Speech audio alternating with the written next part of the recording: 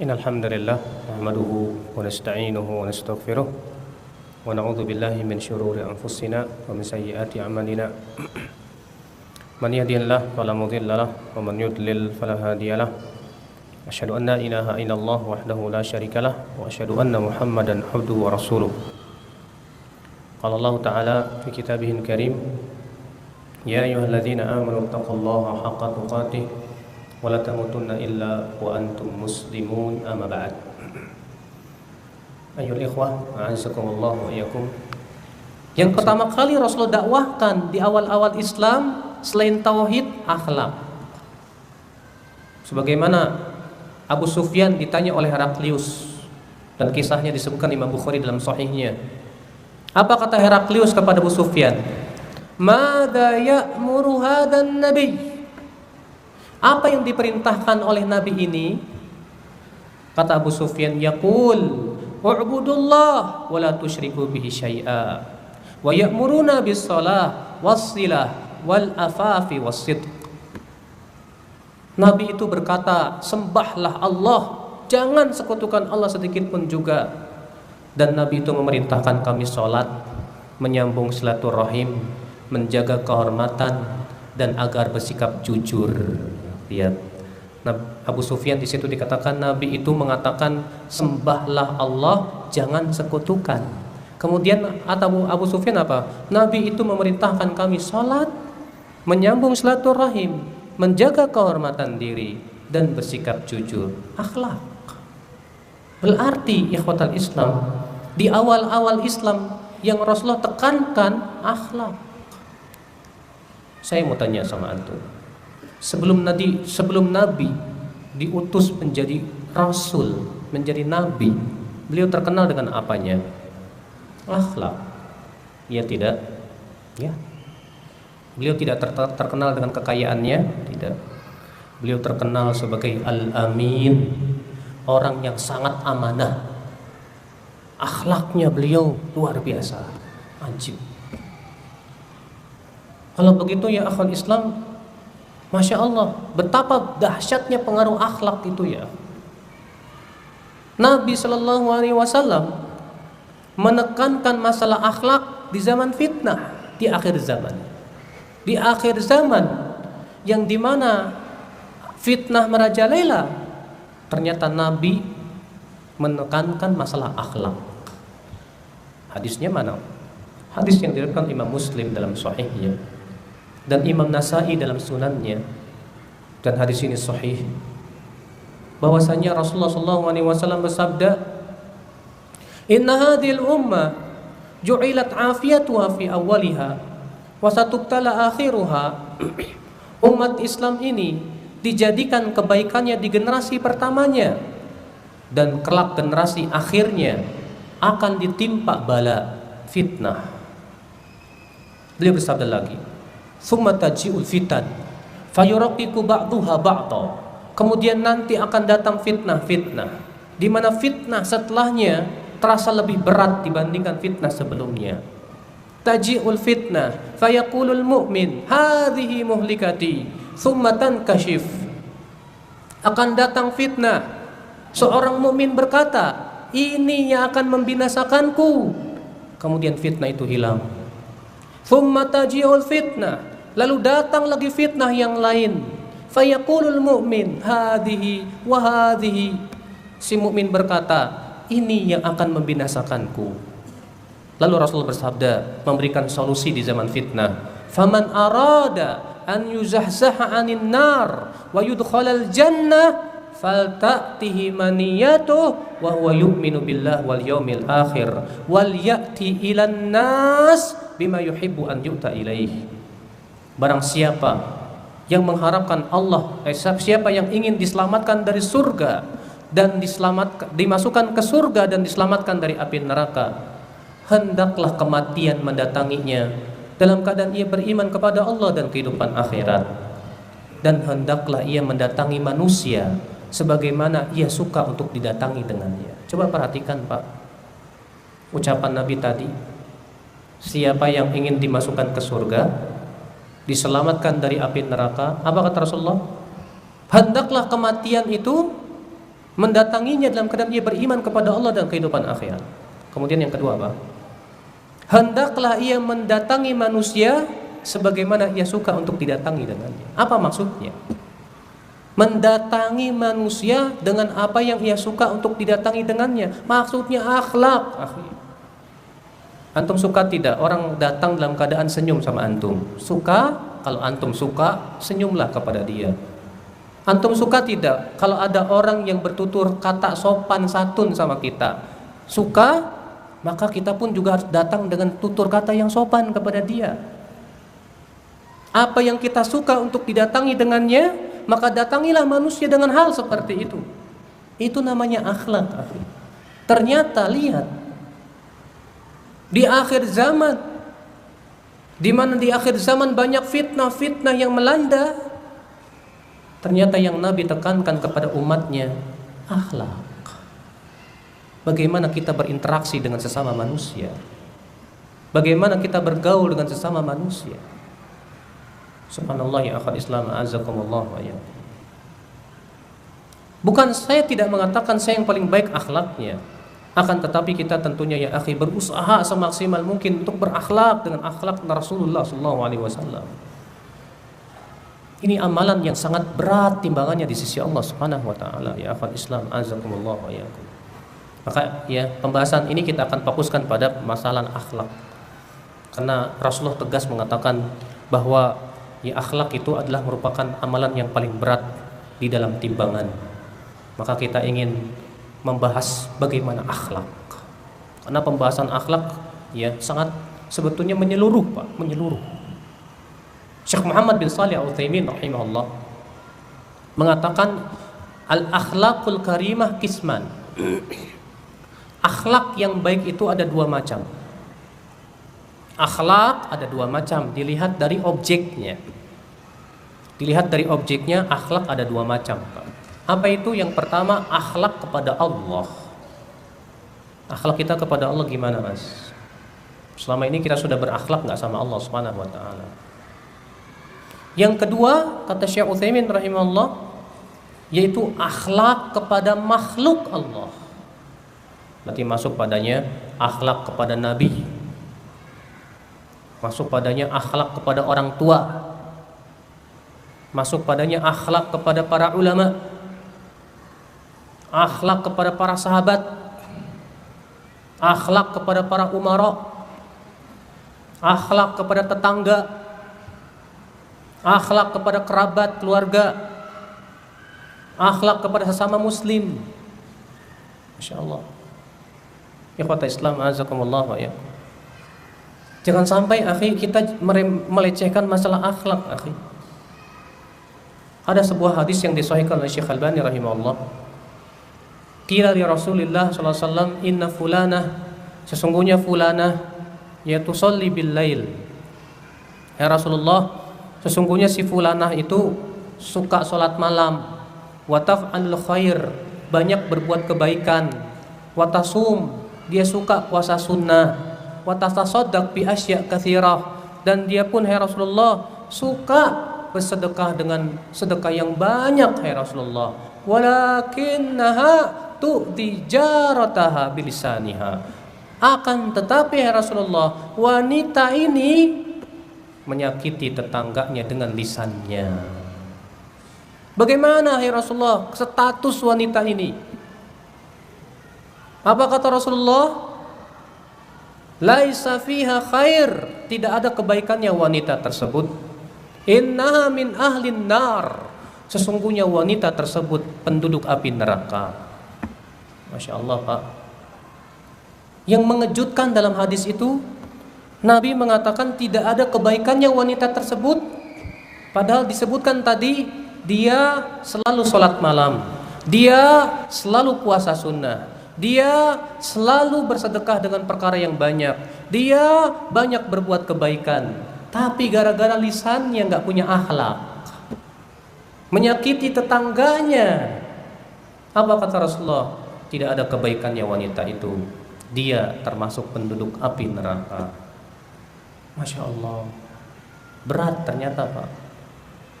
Maka dari itulah ya akhwat Islam, azakumullah wa iyyakum, Setiap kita ya berusaha untuk bagaimana sikap kita ya terhadap manusia.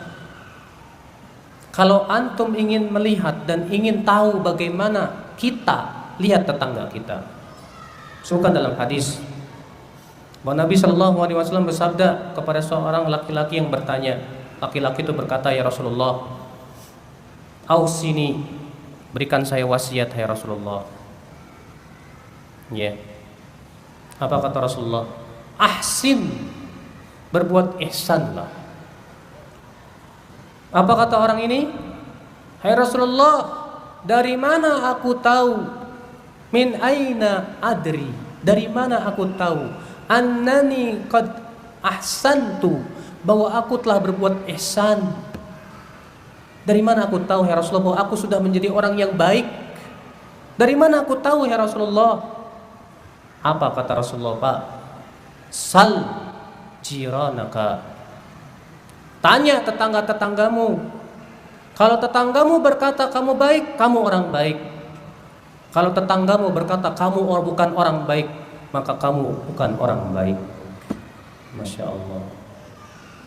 Lihat akhi, kalau kita pengen tahu orang itu baik atau enggak, tanya tetangganya tuh. Ya. Nanti itu menunjukkan betapa nilai akhlak itu berat di mata Allah Subhanahu wa taala, ya akal Islam azakumullah. Akhlak kepada hewan. Islam perhatikan. Rasulullah SAW, dan insya Allah antum semua tahu hadisnya itu. Ada seorang wanita diadab dalam api neraka gara-gara hirrah, gara-gara kucing. Kucing, kenapa? Dia penjarakan tuh kucing, nggak dikasih makan, nggak kasih minum sampai mati. Gara-gara itu kata Rasulullah dia diadab dalam api neraka. Gara-gara kucing ternyata. Maka dari itulah ya akal Islam azakumullah wa iyyakum. Mari kita berusaha untuk memperbaiki akhlak kita ya. Karena sesungguhnya ya akhlak ini di zaman sekarang memang sangat dibutuhkan sekali. Sunnah di mata manusia terlihat terkadang menyeramkan. Orang berjenggot di atas mata kaki, jidatnya hitam. Terkadang orang udah image-nya buruk duluan. Jangan-jangan ISIS, teroris, dan yang lainnya. Sudah begitu wajahnya nggak pernah senyum, selalu cemberut, abasa wa tawalla, ya, bermuka masam dan berpaling. Gimana coba Pak? Orang akan semakin kerem aja itu Pak kepada sunnah. Maka dari itulah ya akhi azakumullah, ya, coba ya, kita alhamdulillah jenggot sunnah tidak Pak? Bagus, jenggot sunnah, masya Allah. Tapi ingat, senyum pun sunnah. Kalau jenggot itu disertai dengan senyum, kita dapat 2 sunnah. Ya. Allah menegur Rasulullah gara-gara tidak tersenyum kepada orang buta. Allah berfirman, abasa wa tawalla an ja'ahul a'ma. Muhammad bermuka masam dan berpaling karena datang kepadanya orang buta. Bayangkan Pak, bermuka masam ke orang buta ditegur oleh Nabi. Gimana kalau itu orang melek, bukan orang buta? Lebih lagi ya akal Islam, kepada orang buta aja nggak boleh bermuka masam, apalagi kepada orang yang melek. Tapi terkadang kita kurang memperhatikan hal-hal seperti ini Pak. Kita anggap senyum itu kecil, padahal ya akhi, barangkali seseorang bisa masuk surga dengan senyumnya tersebut. Wallah, ikhwata Islam azakumullah wa ya. Al-akhlaq, akhlakul karimah ya akhal Islam azakumullah wa iyyakum adalah perkara yang sangat urgen dalam kehidupan. Bagaimana supaya kita bisa mendapatkan akhlak yang baik? Akhi, setiap kita harus berusaha punya akhlak yang baik. Dan Nabi SAW sendiri selalu minta kepada Allah supaya diberikan akhlak yang baik. Ya, Nabi SAW yang sudah Masya Allah tidak perlu dipertanyakan bagaimana akhlak Rasulullah Shallallahu Alaihi Wasallam.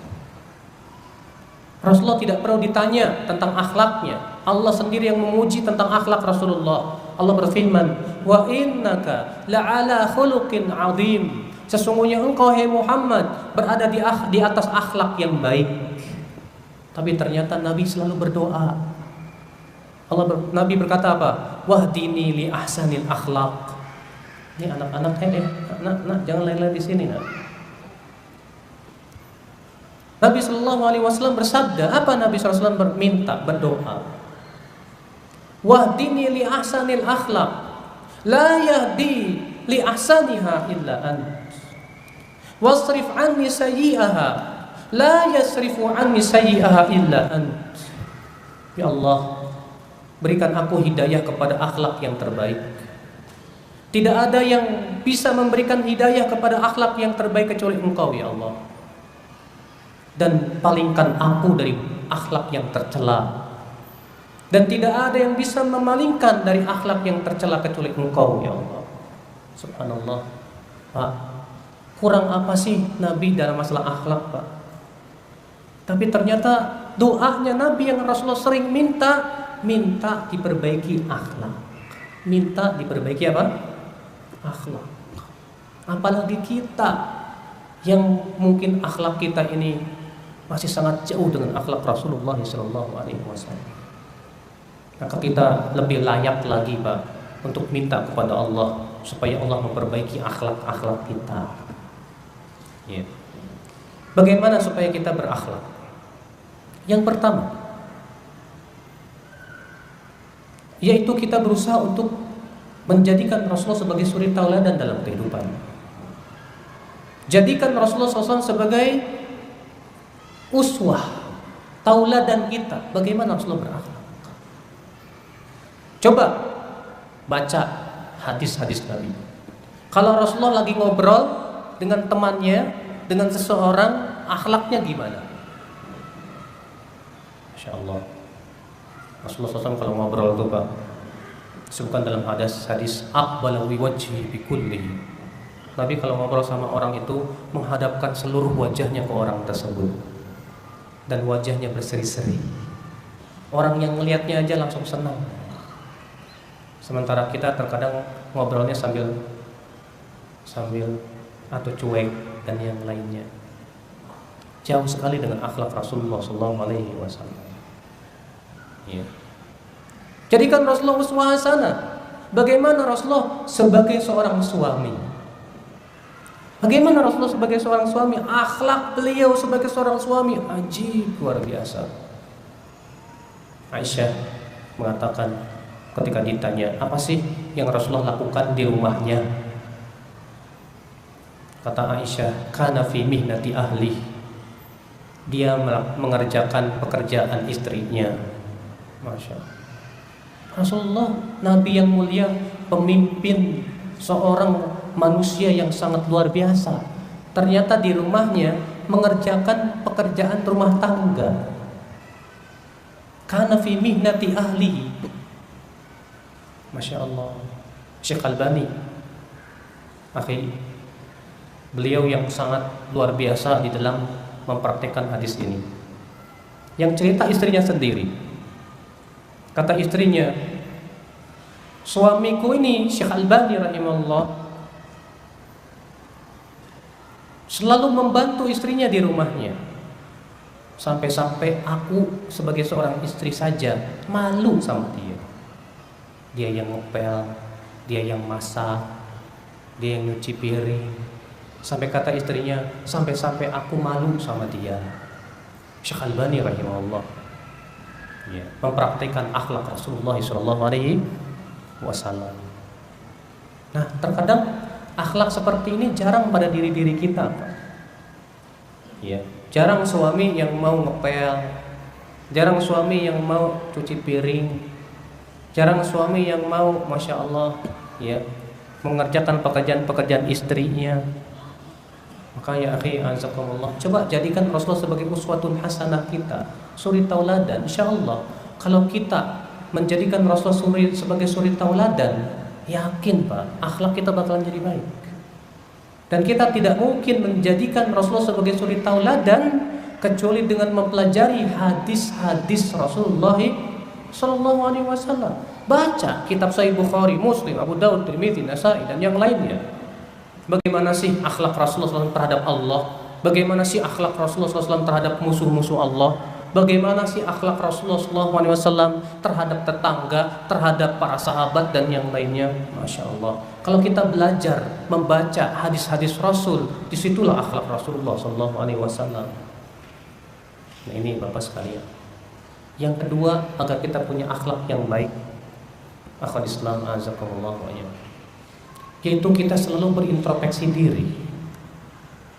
Kita selalu memfokuskan kepada kekurangan-kekurangan akhlak saya apa ya. Itu yang kita fokuskan. Pernah tidak kita merenung sesaat, apa sih akhlak saya yang tidak baik? Pernah kita tidak bertanya kepada teman-teman kita atau istri kita atau kepada siapapun kita yang berada di sekitar kita, akhi, adakah yang menurut kamu akhlak saya yang tidak baik? Pernahkah kita mau mempertanyakan tentang akhlak kita? Maka semoga Allah merahmati dan sungguh sangat beruntung orang yang selalu memperbaiki dirinya. Dan ternyata, akhi, sikap seperti ini yang Rasulullah bimbing ketika kita hidup di tengah-tengah masyarakat yang telah rusak. Hadisnya, hadis riwayat Abu Daud dalam sunannya, bahwasanya Nabi Shallallahu Alaihi Wasallam bersabda kepada Abdullah bin Amr bin Al-As. Apa kata Rasulullah? Kaifa bika ya Abdullah idza kunta fi huthalatin minan nas? Bagaimana sikapmu hai Abdullah jika kamu berada di tengah-tengah masyarakat yang sudah rusak? Lihat, Nabi mengatakan apa? Bagaimana sikapmu hai Abdullah jika kamu berada di tengah-tengah masyarakat yang sudah rusak? Qad marijat uhuduhum wa kanu hakada, kata Rasulullah. Telah rusak perjanjian mereka sehingga mereka tidak bisa dipercaya lagi. Dan mereka begini, hancur baur, hancur, akhlaknya hancur, ibadahnya hancur, agamanya rusak. Lihat, apa kata Abdullah bin Amr bin Al-As? Famada ta'muruni ya Rasulullah? Apabila aku berada di masyarakat yang seperti itu, hai Rasulullah, di tengah-tengah manusia yang telah rusak seperti itu, hai Rasulullah, apa yang engkau perintahkan kepadaku, hai Rasulullah? Coba dengarkan nasihat Nabi. Dan ini sangat kita berkepentingan dengan hadis ini di zaman sekarang. Kata Rasulullah, ilzam baitak wa khudh ma ta'rif wa da' ma tunkir wa 'alaika bi khassati nafsik wa da'anka amral awam. Banyak-banyaklah kamu tinggal di rumah. Ambil yang kamu lihat itu baik dan tinggalkan yang kamu lihat itu buruk. Dan hendaklah kamu lebih memfokuskan untuk memperhatikan kekurangan dirimu dan jangan kamu fokuskan memperhatikan kekurangan orang lain. Masya Allah. Justru di tengah-tengah masyarakat yang sudah rusak, kita, kata Rasulullah, fokuskan untuk memperhatikan dirimu sendiri, kekurangan-kekuranganmu itu. Jangan kamu fokuskan memperhatikan kekurangan orang lain. Allahu Akbar. Ternyata di zaman yang penuh fitnah seperti ini, ternyata kita disuruh lebih memfokuskan diri kepada introspeksi diri, Pak. Kita berusaha, akhi, perhatikan kekurangan kita. Apa kekurangan saya? Apa sih akhlak yang buruk dari saya? Akhi, ada seorang ulama salaf terdahulu memberikan sebuah cara bagaimana kita mengetahui kekurangan diri sendiri. Gimana sih caranya supaya kita bisa mengetahui kekurangan diri sendiri? Di antara caranya, kata beliau, yaitu dengan mempergunakan musuh-musuhmu. Loh, kok bisa begitu? Iya, karena yang namanya musuh dan orang yang tidak suka kepada kita selalu mencari-cari kekurangan kita, ya kan? Ada kekurangan, dibesar-besarkan sama dia. Nah, maka dari itulah ya akhi, adanya musuh dalam kehidupan manusia itu untuk hidup kita ada manfaatnya insyaallah. Ini si fulan kok musuhin banget saya ya. Akhirnya apa? Setiap ada kesalahan dia selalu besar-besarkan. Alhamdulillah, makasih bro, kamu sudah menunjukkan saya kepada kekurangan saya. Thank you, alhamdulillah. Nah, ini gunakan Pak kesempatan ada orang yang memusuhi kita itu untuk bisa mengetahui kekurangan kita di mana, untuk kita perbaiki. Ikhwata Islam, azakumullah wa iyyakum. Maka dari itu, akhi, azakumullah wa iyyakum, orang yang fokus memperhatikan kekurangan orang lain, pasti yang pertama, dia tidak akan bisa melihat kekurangan dirinya sendiri. Iya, Masya Allah. Kadang kita melihat si fulan kekurangannya ini. Ustadz fulan kekurangannya ini. Si anu kekurangannya ini. Paham betul kan? Mau tidak mau dia akan lupa terhadap kekurangannya diri sendiri. Yang kedua, dia pasti akan merasa lebih baik dari orang lain. Dia merasa dirinya sudah sempurna. Dia merasa bahwa dirinya lebih baik dari dia. Merasa lebih baik saja bahaya. Yang ketiga, dia akan meremehkan orang tersebut. Kalau antum menemukan dan selalu membicarakan tentang kesalahan orang, si fulan ini kekurangannya ini, ya akhi, akhirnya antum akan menganggap remeh dia. Antum akan lebih merasa saya lebih baik dari dia. Dia punya kekurangan ini. Lalu Allah jadikan kita lupa kepada kekurangan diri kita. Lalu kita pun merasa, si fulan remeh. Padahal kata Rasulullah SAW apa? Bihasbi mri'in minasyarr an yahqira akhahul muslim. Cukuplah bahwa seseorang itu berupa keburukan untuk dia menganggap remeh saudaranya sesama muslim. Kemudian ya akhi, orang yang fokus memikirkan kekurangan orang lain, dia biasanya akan jatuh kepada memperolok orang tersebut. Makanya Allah berfirman apa? Ya ayyuhalladzina amanu la yaskhar qaumun min qaumin asa ay yakunu khairam minhum. Hai orang-orang yang beriman, janganlah sebagian kalian memperolok sebagian yang lain. Boleh jadi yang diperolok lebih baik daripada yang memperolok. Lihat, Allah mengatakan boleh jadi yang diperolok lebih baik daripada yang memperolok. Isyarat bahwa orang yang suka memperolok itu karena ada perasaan merasa lebih baik. Isyarat itu. Lalu setelah Allah menyebutkan tentang memperolok, Allah sebutkan tentang ayat ghibah. Sehingga itu memberikan apa? Isyarat bahwa orang yang suka memperolok biasanya akan menggibah. Dan orang yang menggibah itu kenapa? Karena dia selalu memperhatikan kekurangan orang lain. Pasti itu. Tapi kalau kita fokus memperhatikan kekurangan sendiri, pertama kita akan selamat dari ghibah. Kita akan selamat dari ujub. Kita akan tawadhu insyaallah, tidak akan sombong. Kita tidak akan pernah memperolok orang lain. Selamat Pak, selamat. Apalagi di zaman fitnah yang namanya orang yang rusakan banyak, sehingga untuk menemukan kekurangan orang itu mudah tidak Pak? Iya, untuk menemukan kekurangan orang lain sangat mudah di zaman fitnah seperti ini Pak. Siapapun pasti akan pernah jatuh kepada kemaksiatan atau dosa atau kekurangan, siapapun dia. Ana yakin kalau antum cari-cari kekurangan antum pasti dapat. Ya, ana yakin kalau antum cari-cari kekurangan seorang ustadz, antum pasti dapat. Karena pertama, dia manusia. Yang namanya manusia tidak lepas dari apa? Kekurangan. Yang kedua, hidup di akhir zaman. Yang namanya hidup di akhir zaman banyak fitnah-fitnah yang terkadang seseorang jatuh kepada fitnah, tapi segera sadar. Makanya ya dari itu ya akhi azakumullah wa iyyakum, jangan kita fokuskan selalu mencari-cari kekurangan orang lain.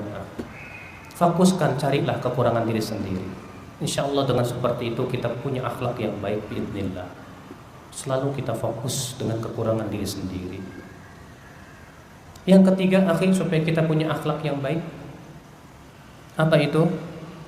Yaitu berdoa, minta kepada Allah supaya kita diberikan oleh Allah akhlakul karimah.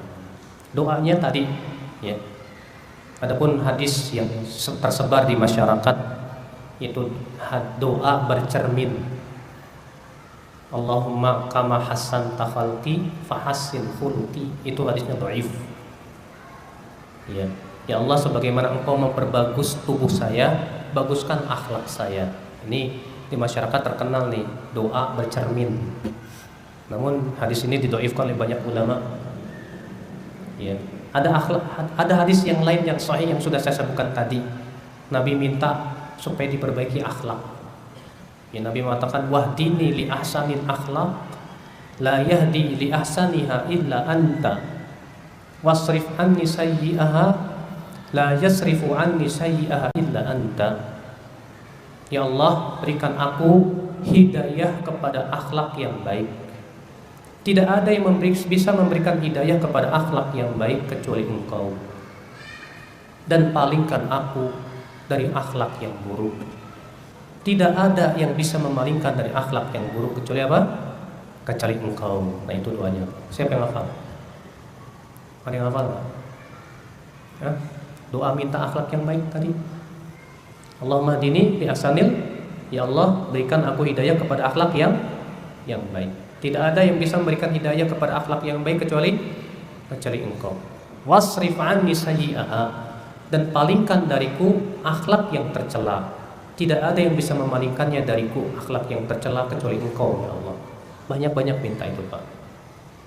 Sekarang pembahasan yang kedua yang berhubungan dengan akhlak, yaitu dasar-dasar akhlak Islamiyah, akhlakul karimah. Akhi, ketahuilah, yang menjadi dasar dan parameter sesuatu itu disebut akhlak baik atau tidak itu adalah harus syariat, yaitu Al-Quran dan hadis. Adat, tak dulu. Yang menurut adat baik, tapi kalau syariat mengatakan tidak baik, bukan akhlak yang baik itu. Saya berikan contoh. Terkadang di zaman sekarang ini kan yang namanya cewek cowok, ya, laki-laki perempuan ngobrol bebas, apalagi di kampus-kampus, kantor-kantor, ya. Ketika kita ngobrol sama cewek, kita nunjukin pandangan. Apa kata ceweknya? Lu ngapain sih, Pak? Ya, nunjukin pandangan terus. Lihat gue apa? Ya.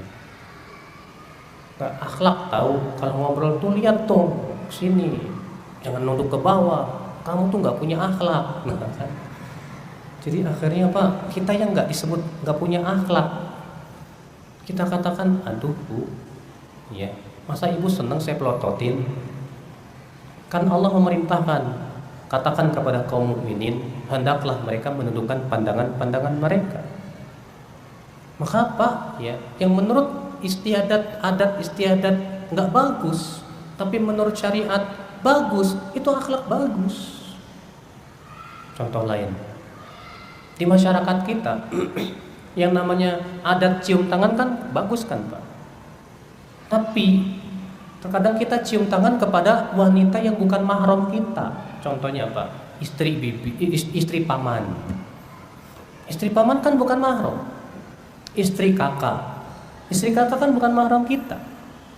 Terkadang di masyarakat kita ketemu istri paman pun cium tangan juga. Bahkan ada yang cipika-cipiki, cium pipi kanan, cium pipi kiri kan gitu.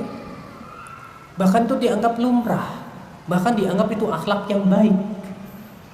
Nah kita ketika mau cium tangan gak bisa begini. Kamu ngapain sih?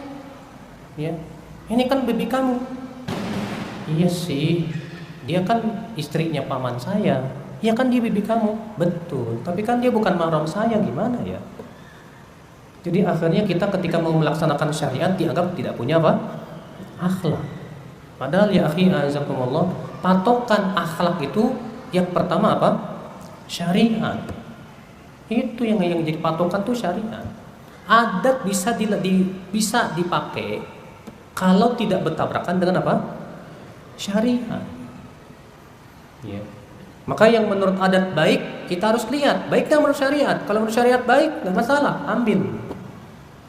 Kalau yang menurut adat tidak baik, kita lihat ternyata menurut syariat tidak baik, ya sudah, kita tinggalkan. Nah, ini akal Islam, azakumullah ya. Yang kedua, baru adat yang menjadi dasar akhlak. Tapi sudah saya sebutkan tadi bahwa adat itu bisa kita pakai kapan? Ketahuilah akhi, adat istiadat boleh kita pakai dengan 3 syarat. Catat baik-baik. Syarat yang pertama, apabila tidak ada patokannya dalam syariat, maka patokan bisa dikembalikan kepada adat. Tidak ada patokannya dalam syariat, maka kembalikan kepada adat. Contoh, Allah berfirman, wabil walidaini ihsana, kepada kedua orang tuamu lah, kepada kedua orang tuamu berbuat ihsanlah. Allah tidak menyebutkan patokan ihsan kepada orang tua. Kata para ulama, maka patokan ihsan kepada orang tua dikembalikan kepada adat. Maka kalau adat kita termasuk berbakti kepada orang tua, cium tangan, masuk cium tangan, maka termasuk itu adat ihsan. Kalau di Saudi, ya, terkadang orang tua sama bapak anak cuma salam-salaman begitu, lumrah. Kalau di Indonesia mungkin kalau cuma salaman doang kayak gimana gitu. Yang namanya anak harusnya cium tangan. Maka pada waktu itu boleh, ke masalah. Ya. Ini syarat yang pertama. Bolehnya menggunakan adat. Jadi boleh menggunakan adat, syarat yang pertama bila tidak ada patokan dalam syariat. Maka patokannya dikembalikan kepada adat. Syarat yang kedua, adat tersebut tidak boleh menyelisih syariat.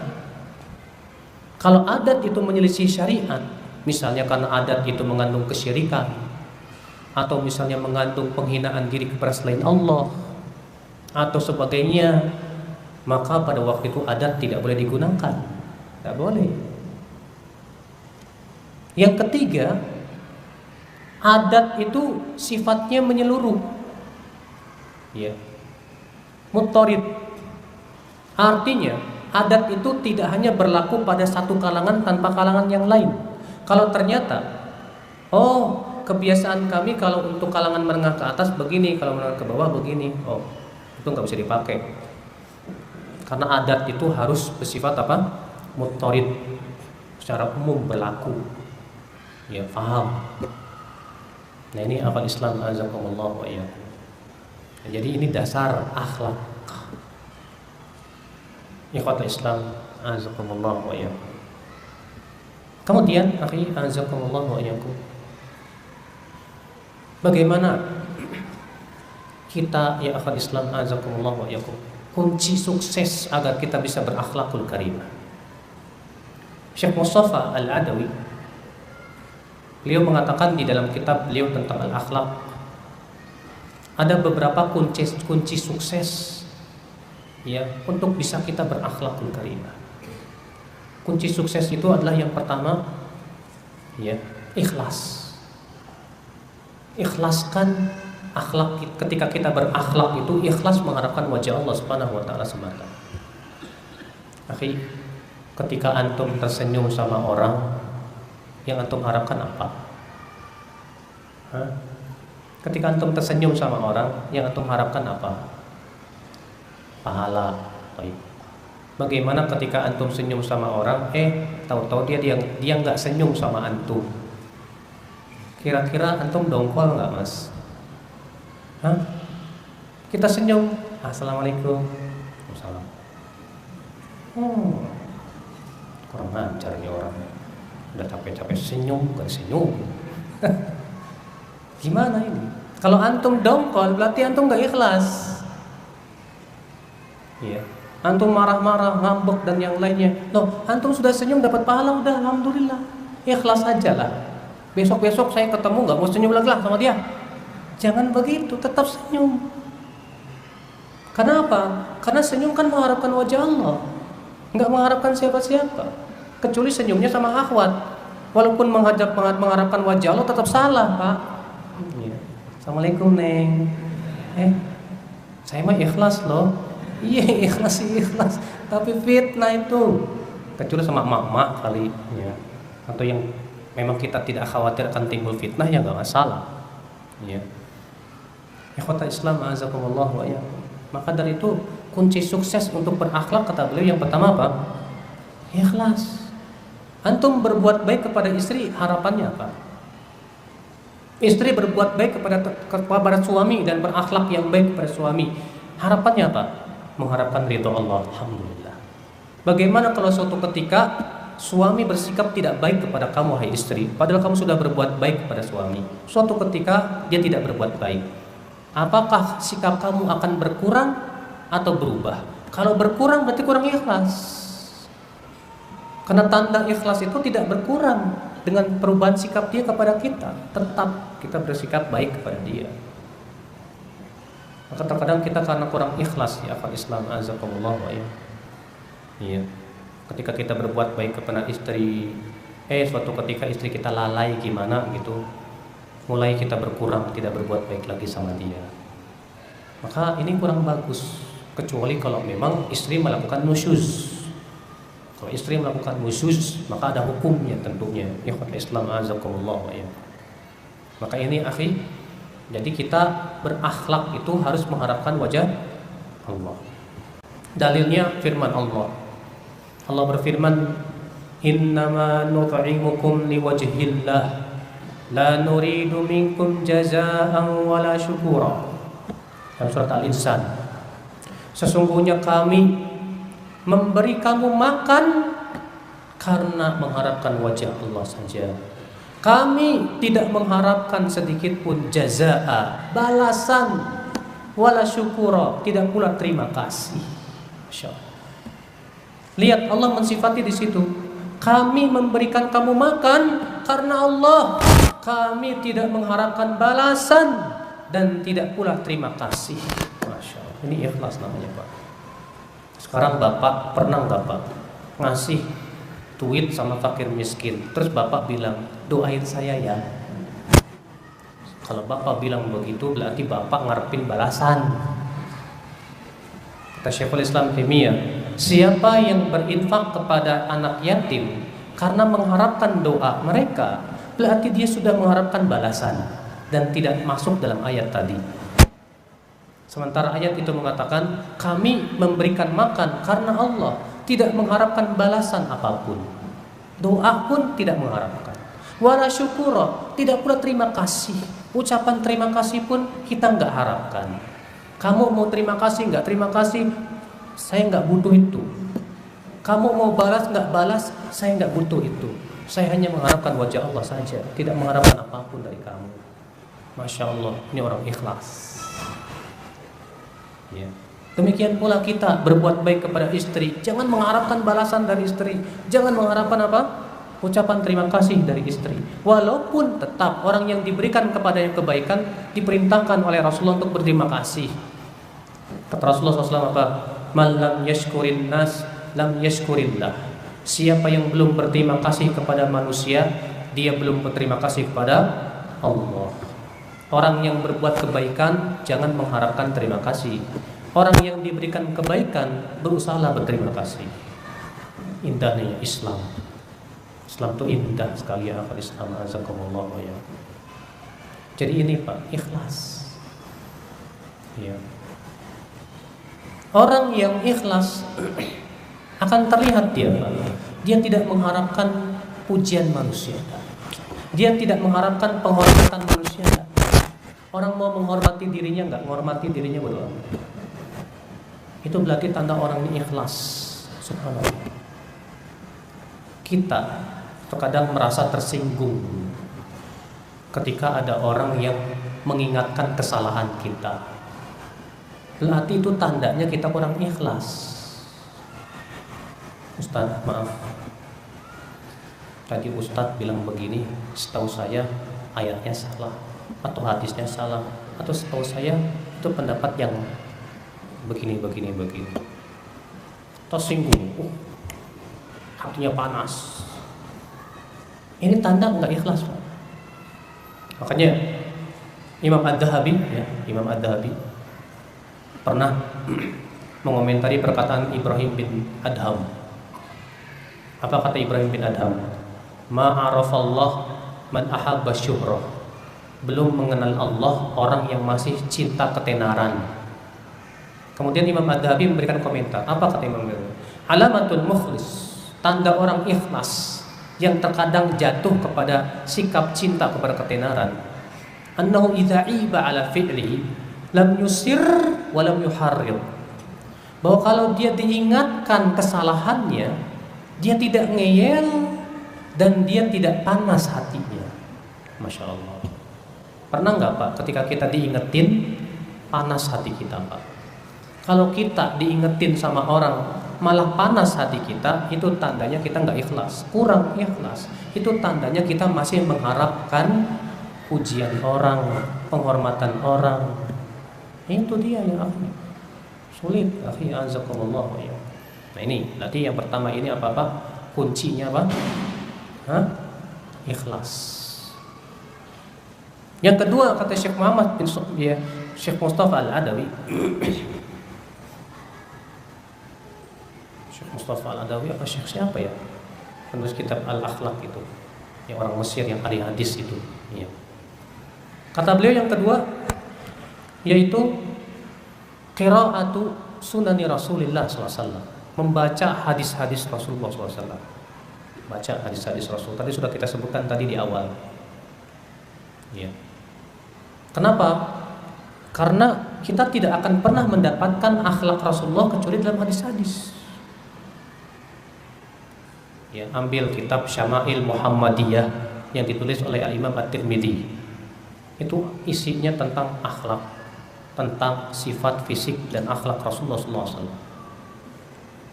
Ambil kitab Al-Adabu Syar'iyyah karya Al-Imam Ibnul Muflih. Ambil kitab Al-Adabul Mufrad karya Imam Al-Bukhari. Itu semuanya Pak, kitab-kitab yang menyebutkan tentang akhlak Rasulullah Sallallahu Alaihi Wasallam. Ya. Yang ketiga, ikhwatal Islam azakumullah wa iyyakum, kunci kesuksesan akhlak ikhwatal iman azakumullah wa iyyakum. Ya. Yaitu agar kita sukses di dalam akhlak kita perlu untuk menguatkan keimanan kita kepada Allah dan kehidupan akhirat. Sebab tanpa itu kita tidak akan bisa berakhlakul karimah. Ya. Orang yang kurang keimanannya kepada Allah dan hari akhirat, kurang akhlaknya pasti. Antum tahu tidak Pak? Akhlak itu mengikuti akidah. Semakin kuat akidah, semakin bagus akhlak. Semakin kurang akidah, semakin kurang akhlak. Kalau antum melihat ada orang yang akhlaknya kurang, itu menunjukkan akidahnya kurang. Walaupun dia menganggap saya salafi, walaupun dia menganggap saya ahlus sunnah wal jamaah, tapi kalau akhlaknya kurang, itu menunjukkan kekurangan akidah dia. Buktinya Nabi SAW bersabda apa? Ya, afdolul mu'minina imanan ahasinum khuluqa. Mukmin yang paling utama imannya adalah yang paling baik akhlaknya. Berarti mukmin yang paling tinggi derajatnya, paling utama imannya kepada Allah dan kehidupan akhirat, itu adalah terrealisasi dalam akhlaknya. Ya akhwat Islam azakumullah. Nah ini akhi azakumullah. Dan sebetulnya pembahasan akhlak tidak mungkin kita bahas. Banyak lagi pembahasan-pembahasan yang lain seperti bagaimana ya akhlak ya terhadap Allah, akhlak terhadap Rasulullah, akhlak kepada para sahabat Rasulullah, akhlak kepada para ulama, akhlak kepada para umara, akhlak kepada para tetangga, akhlak kepada ibu bapak, akhlak kepada anak, akhlak kepada istri, akhlak kepada teman-teman sejawat, akhlak kepada orang kafir non muslim. Waduh Pak, kalau saya bahas ini jadi daurah Pak. Ya, panjang Pak. Ya. Karena memang subhanallah kalau kita bicara tentang masalah akhlak berarti luar biasa. Akhlak menghadapi orang fasik ada akhlaknya. Akhlak menghadapi orang yang berbuat kesalahan, ada akhlaknya. Akhlak menghadapi orang yang menggibah kita, ada akhlaknya. Itu semuanya, akhi, pembahasan masalah akhlak. Maka dari itu ya akhi, berusahalah kita mempelajari akhlak. Namun saya tidak bisa lama-lama ya, karena mohon maaf badan saya kurang fit hari ini. Dari kemarin kena flu terus pilek, jadi lemes badan saya ini, jadi nggak bisa kuat lama-lama. Jadi saya mohon maaf tidak bisa lama-lama. Saya cukupkan sampai di sini.